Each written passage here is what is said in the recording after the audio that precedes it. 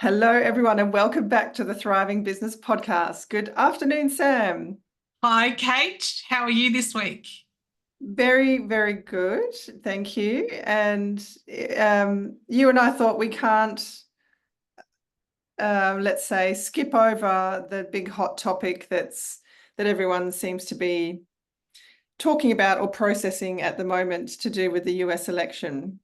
Yes, absolutely. Absolutely.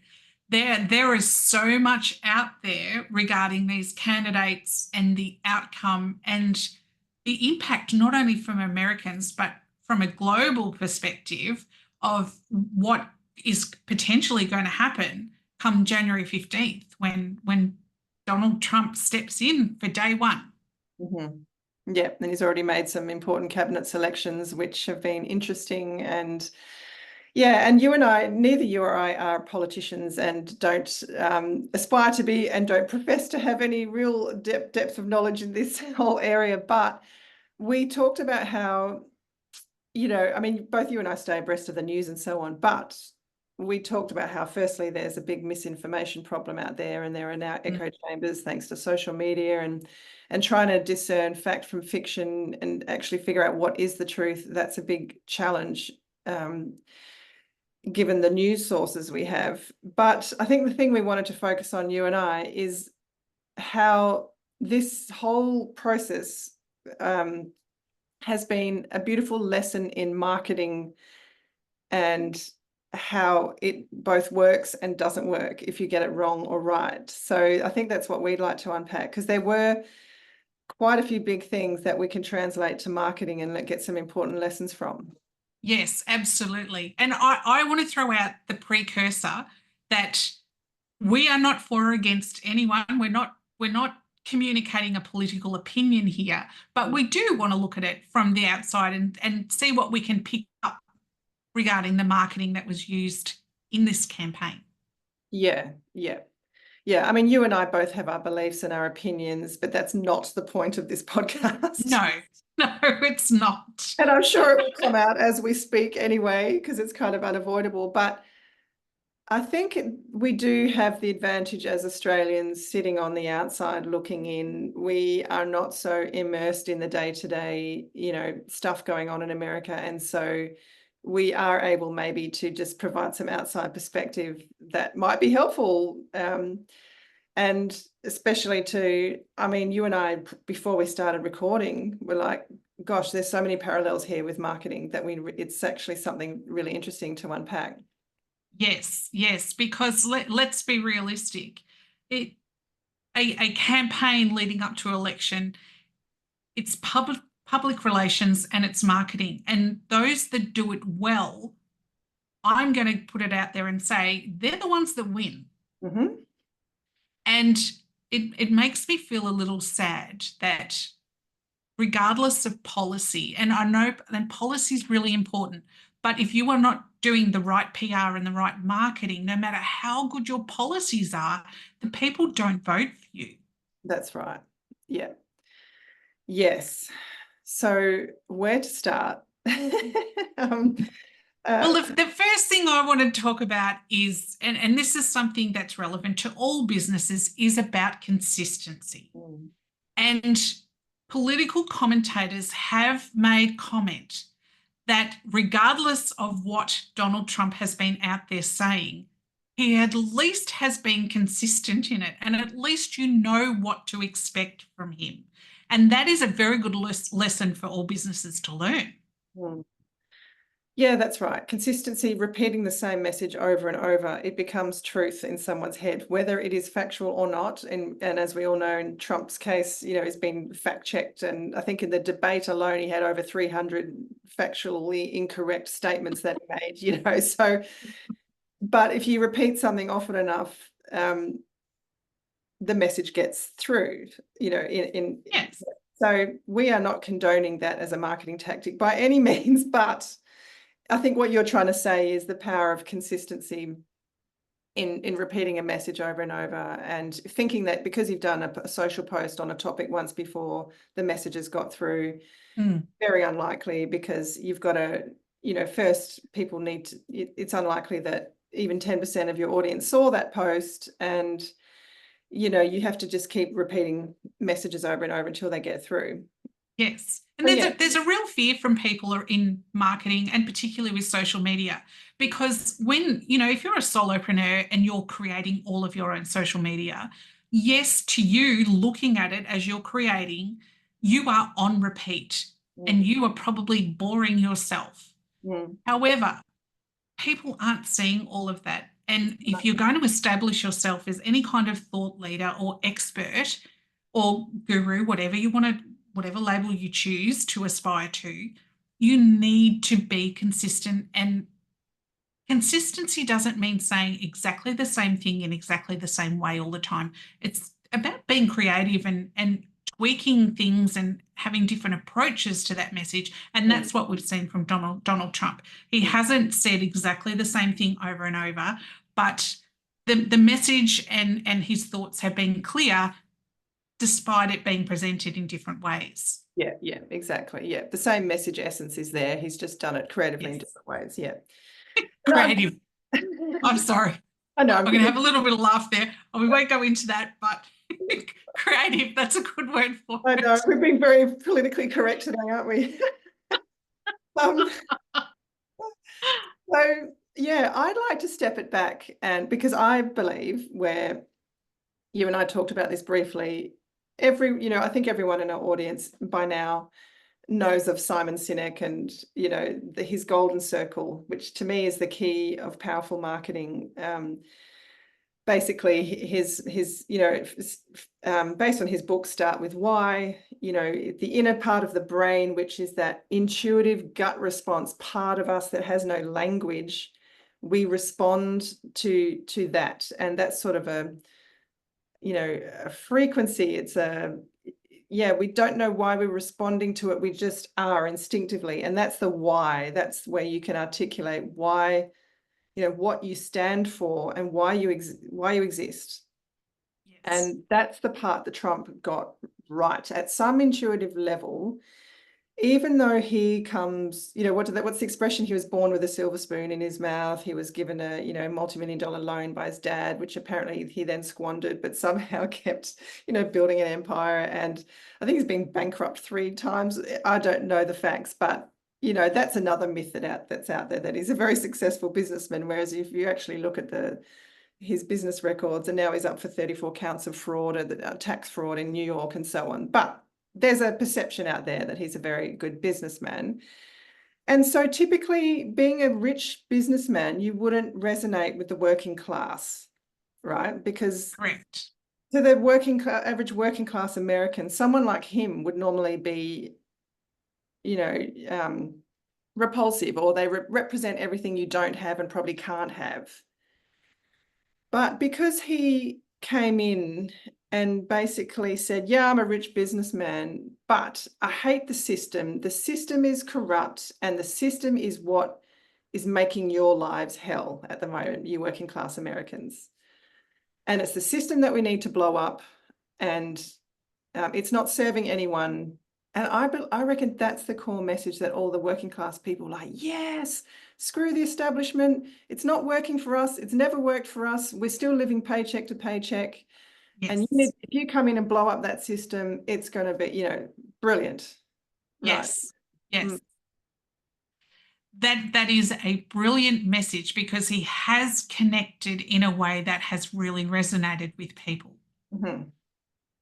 It's a little bit frightening that we don't know what the land after him blowing the system up looks like. But he has certainly given them that transformative experience from, we're going to break what is now and create something better. He hasn't painted a picture of what better looks like exactly. That's very much a blurry picture, to say the least. Yeah. But he's got the messaging right in selling that he is here for the transformation, and he is here for the transformation of those working class people. Exactly. Yeah. And somehow that message has gotten through really clearly and powerfully. And, I think it's because he just bucks anything traditional. He's anti, and the way he goes about it is not good, but the message resonates with the people. And I listened to a commentator the other day, and they said people don't care whether it's offensive. They don't care about, what does she say? The offense can be tolerated. The offensiveness can be tolerated if the impacts are serving them. Yes. Or the effects, if the effects of this person are serving them. So they can tolerate any amount of offensiveness if it's going to, serve them. Because I've always sort of wondered, how could you, go for a guy that's, belittled a handicapped person on TV and apparently got 50 plus sexual assault claims against him, and, but apparently to the average working class American, they can put that aside because they believe that he is going to make their lives better. So all that stuff just doesn't matter. The character is not important, but the effects of his actions are going to serve them. That's the belief that he tapped into.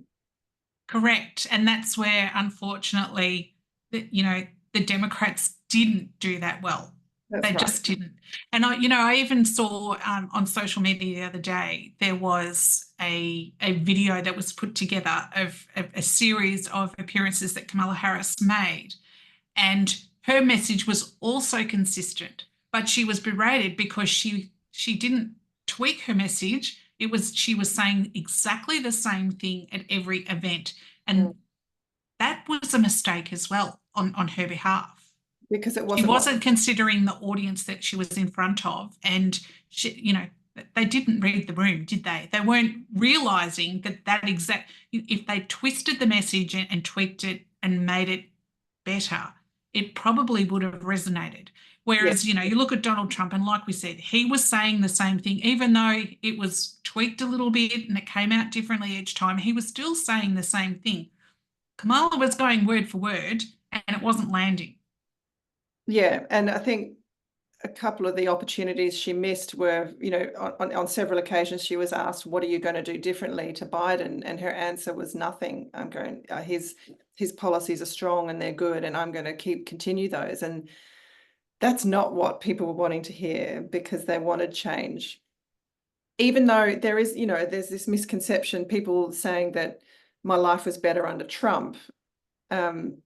You and I have talked about how the economy doesn't move quickly, and it doesn't change overnight, when it's like the Titanic that shifts very slowly depending on what policies are being implemented. But Trump came in riding off the back of 8 years of Barack Obama, and sort of and then was able to enjoy the momentum. This is, again, we are putting some opinions in here, it may or may not be true, but and then 4 years and managed to get the country into more deficit and so on. And then, Biden came in, started trying to turn that ship around of massive debt that Trump had got them into. And then, what was my point there? People with this perception that their life was better under Trump. And even though the factual evidence, if you look at some of the policies that Biden has implemented and the actual effects they've had on bringing inflation down, bringing employment up, he's had some really sound economic policies over the last 4 years that he's been in power that have really started shifting the economy in the right way. But that message did not get through at all to me. There's this clear message out there that the Democrats are bad for the economy, Trump is going to fix it, and that's kind of just the message that stuck, right? And the Democrats didn't do anything really to shift that messaging in their favor. No, I did a bit of a read on the nuts and bolts, not the nuts and bolts, the skeleton of basically what I asked the question, what were Kamala Harris's policies? What does she stand for? What does Donald Trump stand for? What does he want to do versus what does she want to do? The problem, I think, too, Kate, is that, we talk about this in marketing, is that you have to speak in the audience's language. Yes. But, I often find this with clients that are quite academic, is that they speak as though they're speaking to an academia audience, and they've actually moved out of academia and they're trying to talk to a different audience. Yeah. And you have to lose the lingo and the technical jargon. And what I saw in the Democrats' communication of policy was that they were communicating like it was a policy document, and policy documents are really dry and boring. Whereas Donald Trump comes out with all the flair, and you would never, ever find the words that he used actually in a policy. No, that's right. But the average person understands what he means. Yeah. Yes. Yeah. Yeah, That's absolutely.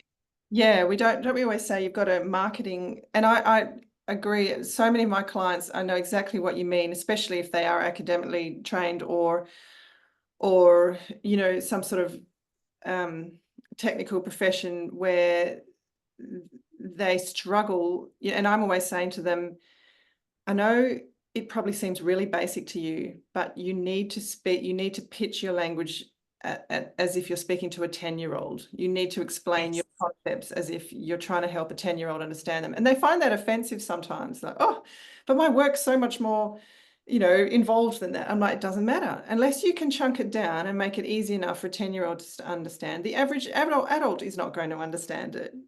That is absolutely true. And it is a concept I agree. It is totally lost on some people. You read their websites and you're like, oh my goodness, Yeah. their website your copy cannot be a flex of how much you know. It needs to be a flex of how simply you can communicate. Yeah, exactly. And how clear is it, the problem you solve, and what you're going to do for the person reading your website? What's the solution you provide, and how is that going to impact them in a positive way?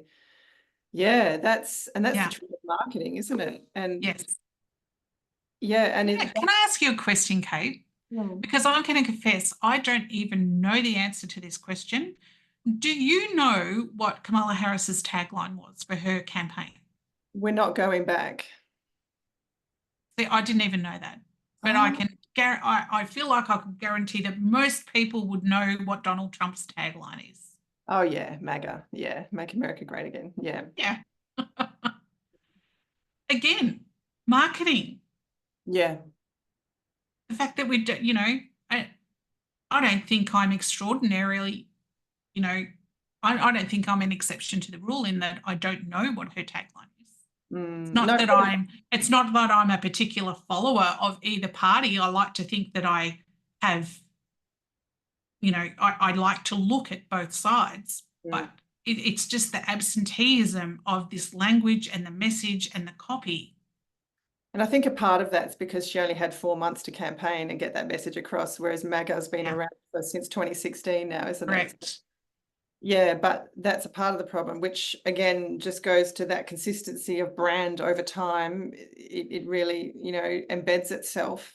Yeah, and yeah, again, make America great again. I know that term is just really offensive to a whole bunch of people, like Black African Americans, who life was not better when they were slaves and white supremacy was the rule of the day. So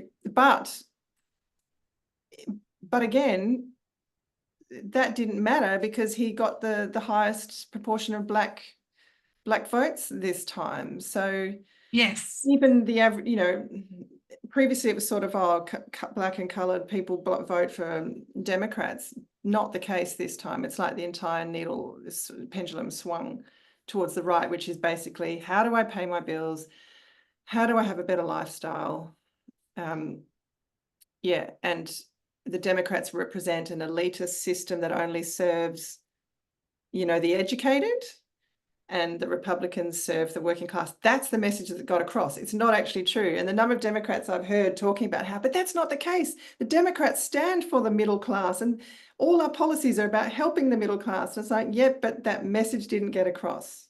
they need to rebrand. Yeah. They definitely need to rebrand. Yeah.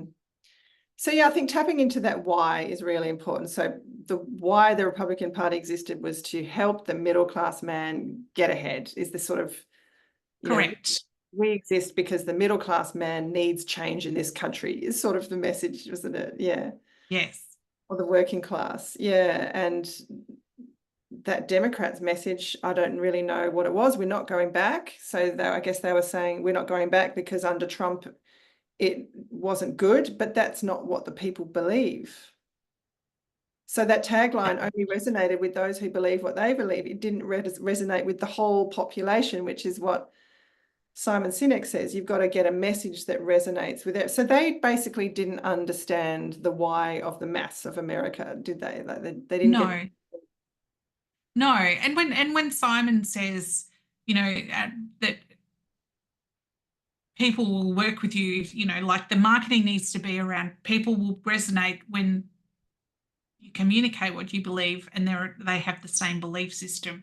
And in talking about the Democrats needing a rebrand, if they're sitting there saying America's not understanding that we are for the people, we are for the middle class people, they need a rebrand and they need to be better at communicating their why, because it's totally off the mark. I find it interesting too that we're talking a lot about the why and how well the Trump campaign team communicated that why. Mm. If we zoom right out, like skip over the what, like if we zoom right out to the how, I think There's that was nothing. lost. There was Yeah. no how from anybody. He has a concept of a plan. When they ask him, so what are your policies? How are you going to break the system and make it better for the working class man? Oh, I have a concept of a plan. Yes, yes. And that is just evidence of how powerful the why can be. Yes, so Simon Sinek must be eating his heart out right now. You know, this is such a beautiful demonstration of his whole philosophy, isn't it? Yeah. Yes, yes, it absolutely is. So, you know, for anyone that's listening, next time you're going to go and create content and you're going to create how-to content, think again about what kind of attraction that's going to get. Yep. Do not sell how you do something or what you are selling, because people don't care. They only care about why you're doing it. Yes, yeah. So think about how you can use the "Make America Great Again" tagline in your own business. You know, whatever business you're in, make websites great again, or you know, Yeah. Yeah. make soap great again. I know that's being silly, but you know what I mean. That's right. It's that emotive strength of a simple sentence that can mean so much and have so much power behind it. And Yes, to do that part well, like to get a tagline that really works, you have to understand your audience's pain intimately and know exactly what that is, not roughly what it is, but exactly what it is.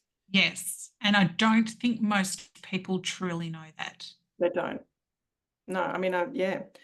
In pretty much every coaching session I have, when they're starting out with their messaging, they're just not clear on why they exist or what No, no, they're they not. stand for.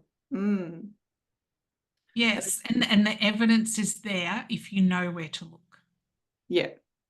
Yeah, and sometimes just asking the right questions, isn't it? I mean, I had a client this morning and I was asking him, you know, so tell me what made you get into this field? And he said, well, I kind of just stumbled into it. I said, did you see a gap in the market? Or he said, no, to be honest, I was just looking for something that would support my lifestyle out of a corporate job. And yeah, so just asking a few more questions, because there's a reason he was drawn to this kind of work. You know, otherwise you wouldn't really be drawn to it. And then we did actually get to a why, and he's pivoted his whole sort of business direction based on getting a clearer understanding of that, because he's realized he's been targeting the wrong people. And so it's just so powerful when you can put your finger on that, the why your business exists.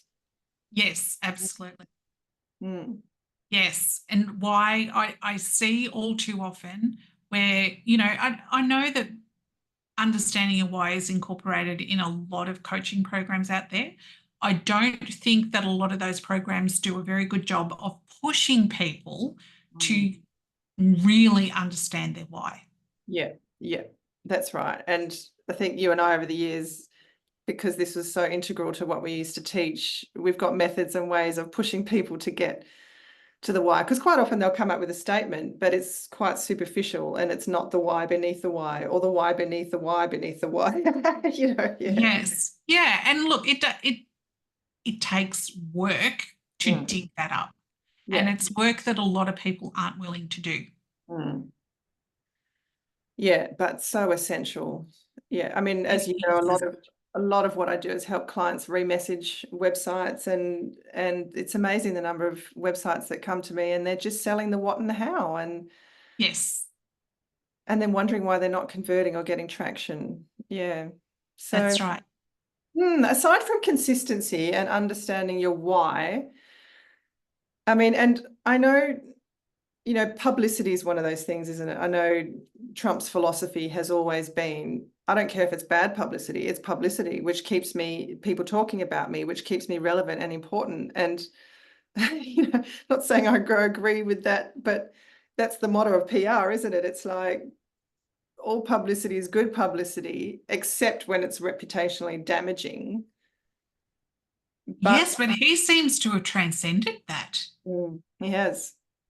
Yeah. Don't you find it interesting that, you know, despite everything that we everything that we reportedly know about Donald Trump and who he is and what he's done in his past, I found it interesting that the one smear campaign for Kamala Harris was her so-called affair with a married man.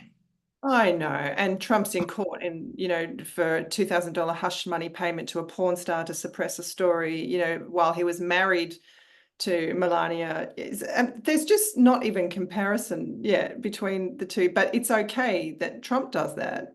It's not okay that Kamala does that. She's been held to a different standard for sure. Absolutely. And I don't profess to know all the facts around this. I did see an interview with the gentleman that she had the relationship with. And in that interview, he did say, and I have seen it reported, whether it's true or not, I don't know. But I have seen it reported and I have seen the interview where he says that we did not commence a relationship until after my marriage was over.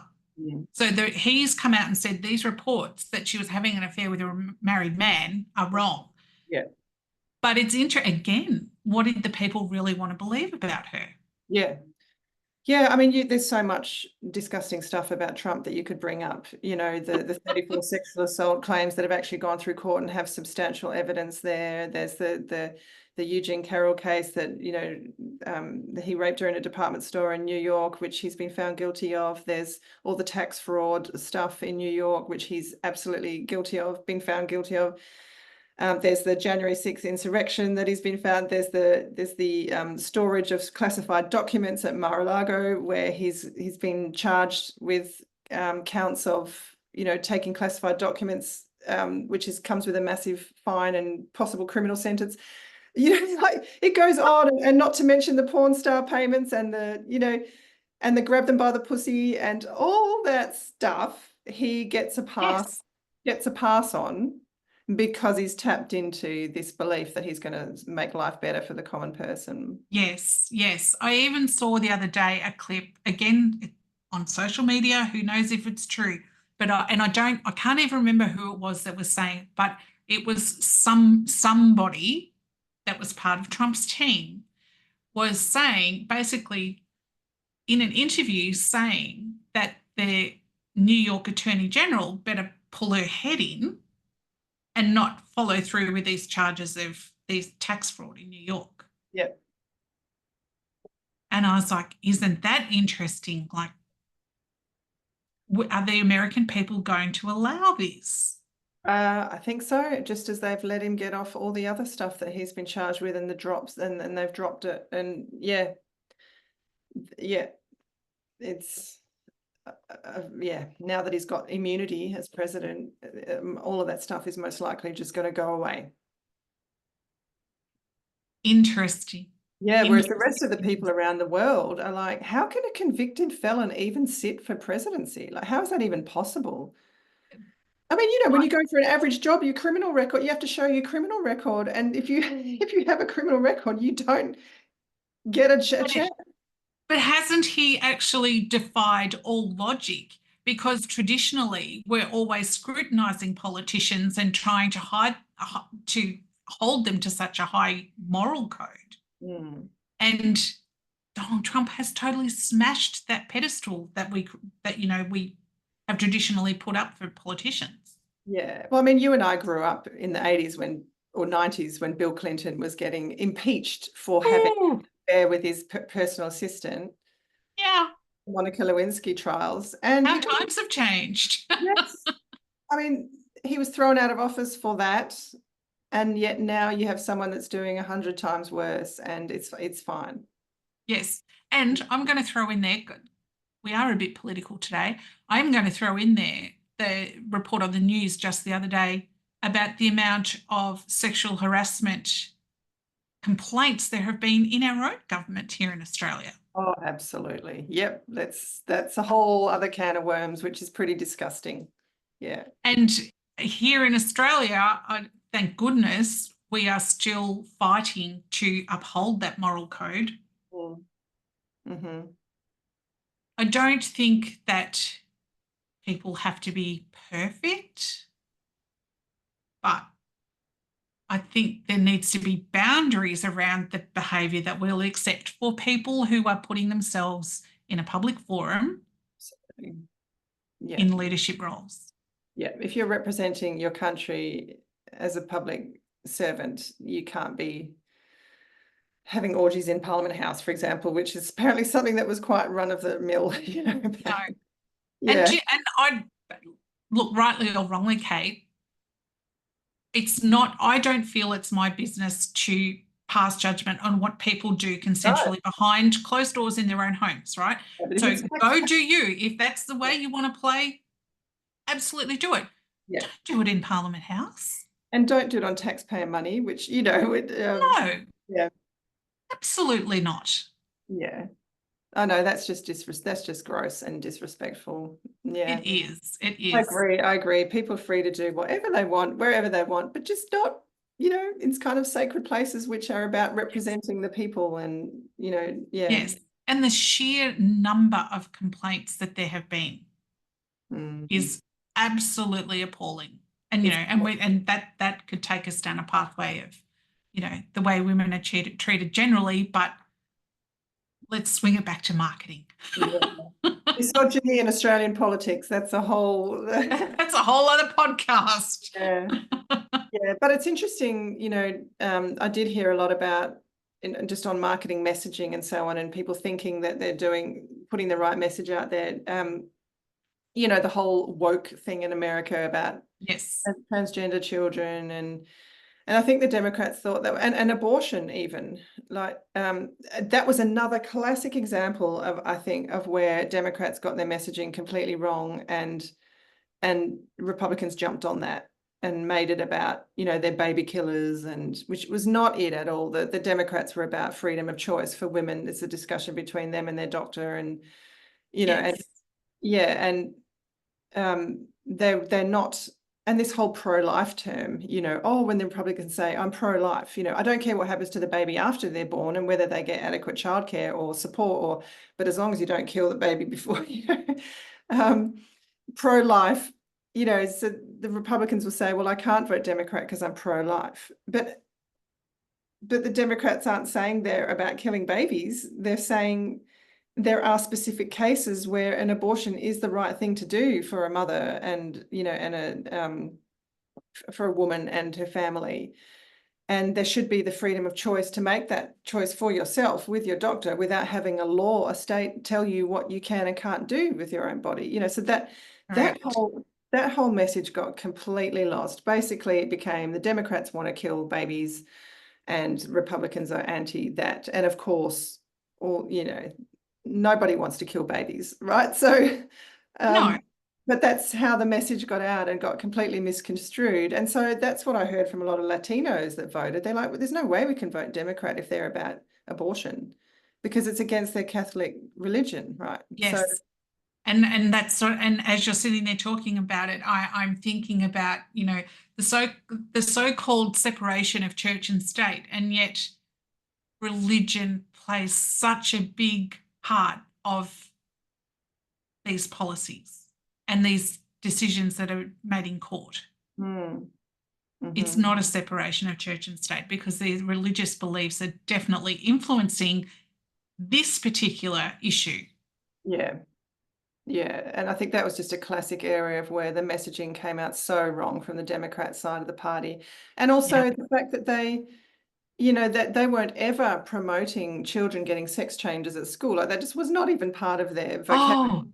you know, but apparently that's what the Republicans jumped on, saying that you send your child to school and they come back a different gender, which is so not. Yes, I saw that one bandied around social media as well, and I just was dumbfounded. It's like, how are people believing this? But I've also been sent links to particular organizations that are run by women in America that are, you know, burning books that are very traditional literature that we know of here in Australia, but they're burning books and things like that. And they're trying to very much bring their religious beliefs into the education system. Yeah.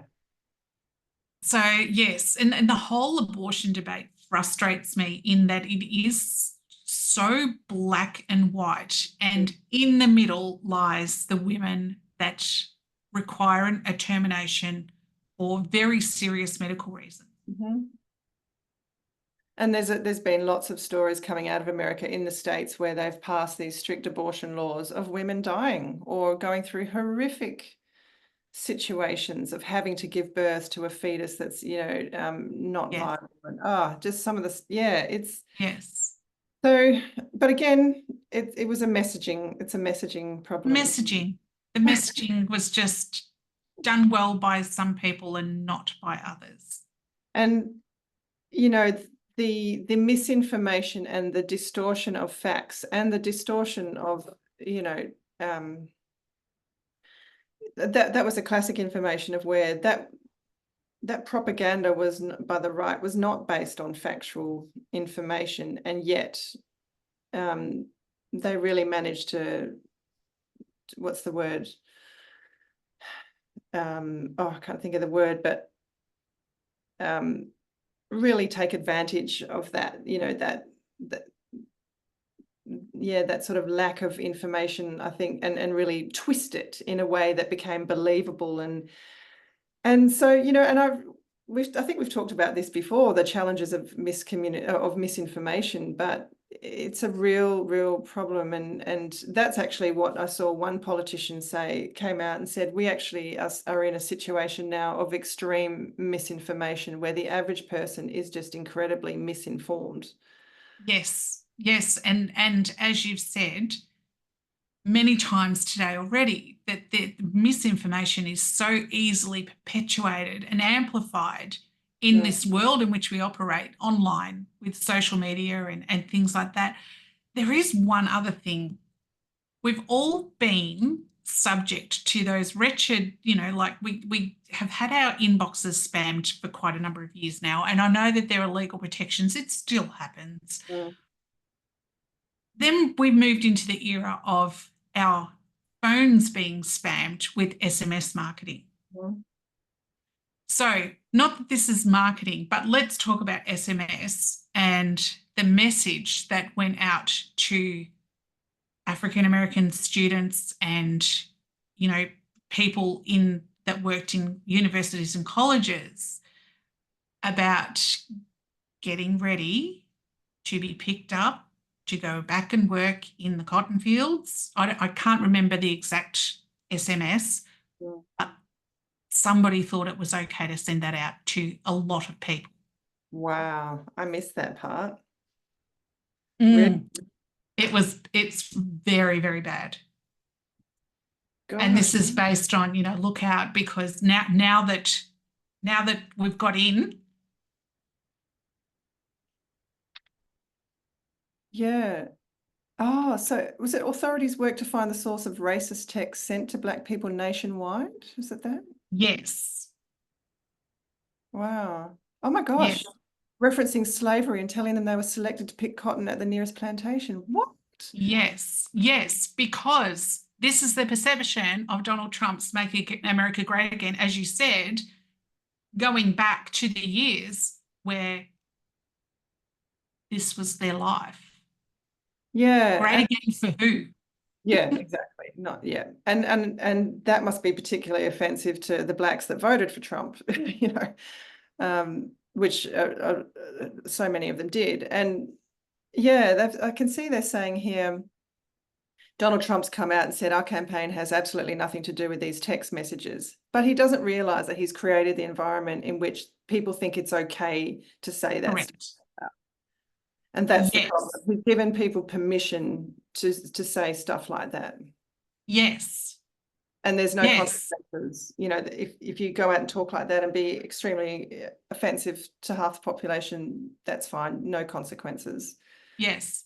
I do wonder if the people who wrote the original Constitution for the United States would be turning in their graves at how it gets weaponized in order to do things like this, because the cry will be it's freedom of speech.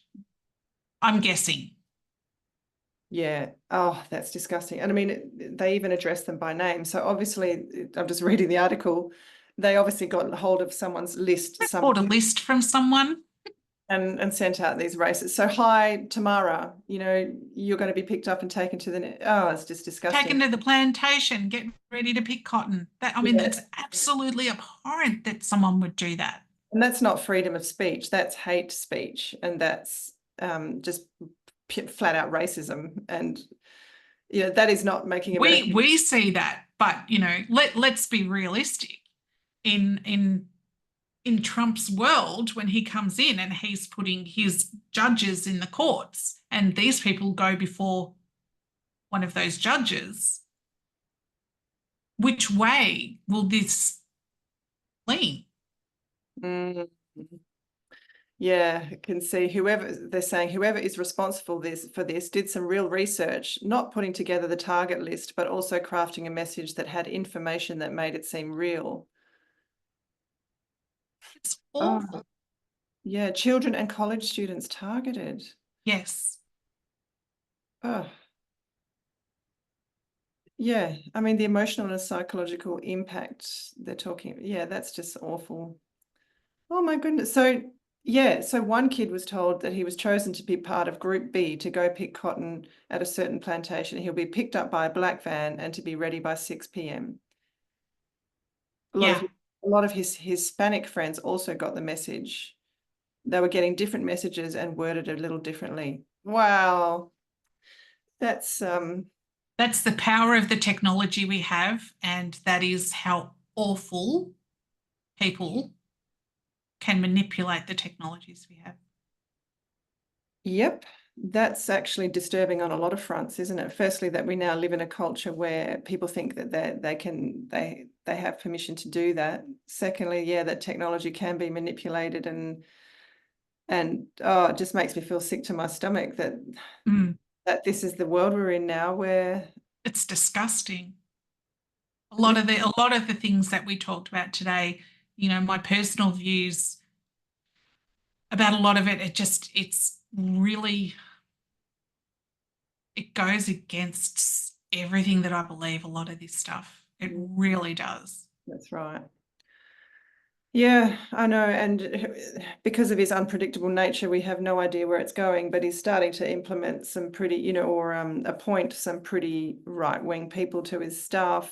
So who knows where it's going to go, both internationally and, you know, what the impacts will be for us here. I don't know. I really hope that you know, there are people in Australia that are openly, you know, misogynistic or racist, but it doesn't seem to be. I just hope it doesn't impact our culture in a way that gives our kids permission to be talking like that or thinking that racism is okay, you know. No, because I think we're battling enough with that here already. I Yeah. mean, you know, we're certainly not immune to it, because you see enough of it, you know, like living here in Victoria, we certainly see enough of it.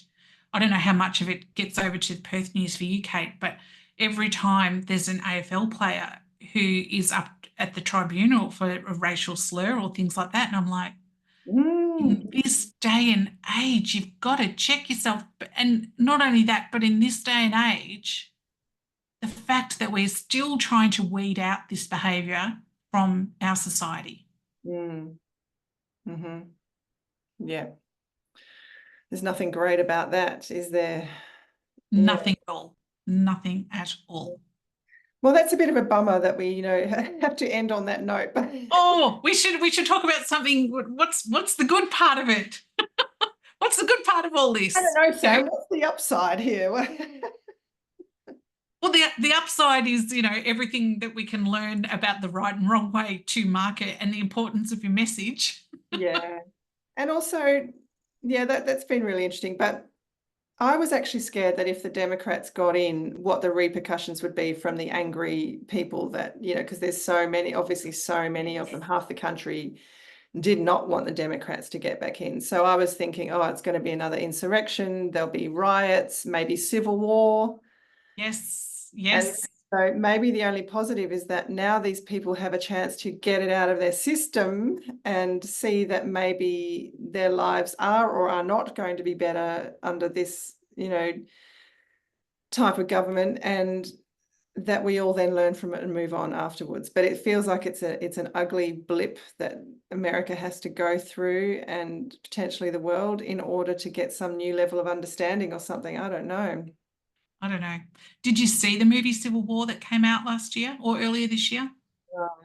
Oh, Kate, it's I it's probably one of the few movies that I have seen where I sat there and watched it and thought, I know this is just a movie and I know this is a script written and it was produced in Hollywood, but I can see this coming true. Mm. Yeah. Can absolutely see it coming true. Mm. And it was a frightening reality check to watch that. And I think it was the start of this year that it came out. Mm. And who knows, it might still play out. I mean, how many times, I know I do this all the time, where I watch movies from like even 5, 10 years ago, like pretty recent, They end up where happening. I'm like, wow, that's actually come true now. Mhm. And so Yeah. now sometimes I see, particularly like there's quite a few interesting shows that are coming out on Apple and Netflix. And I'm watching them thinking, this is skating along a very thin line between being fictional television and potentially forecasting what's coming up for us as a human race. Bit scary. Yes. Did you watch I think it's called Leave the World Behind? No, I'm really terrible with popular culture and movies, but Oh, okay. So you need to watch that one as well. okay. Yes. Yeah, because I don't think I can tell you without giving it away. okay. Uh, Leaving the world behind. Leave the World Behind. Okay. So Julia Roberts is in it. Oh, okay, and it's quite a new one. It came out 2023. I Okay. watched it for the second time just the other day. Right.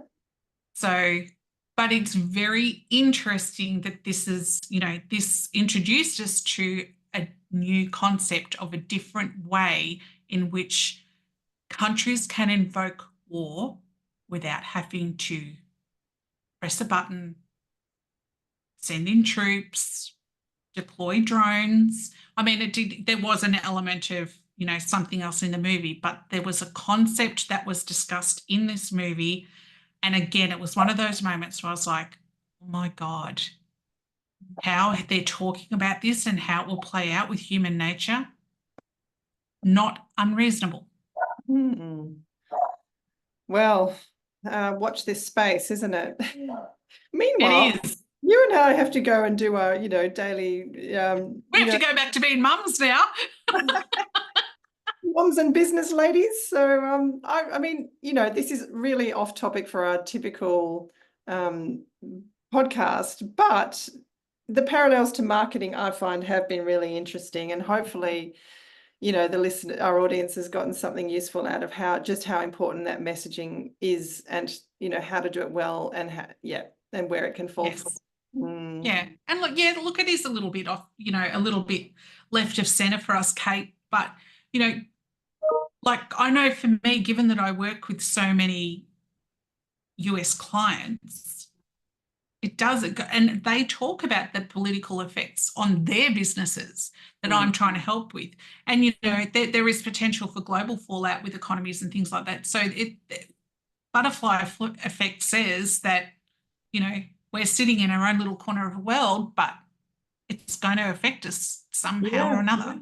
We're all interconnected, and We are. We are. Yeah. Well, Sam, I have personally really enjoyed this conversation.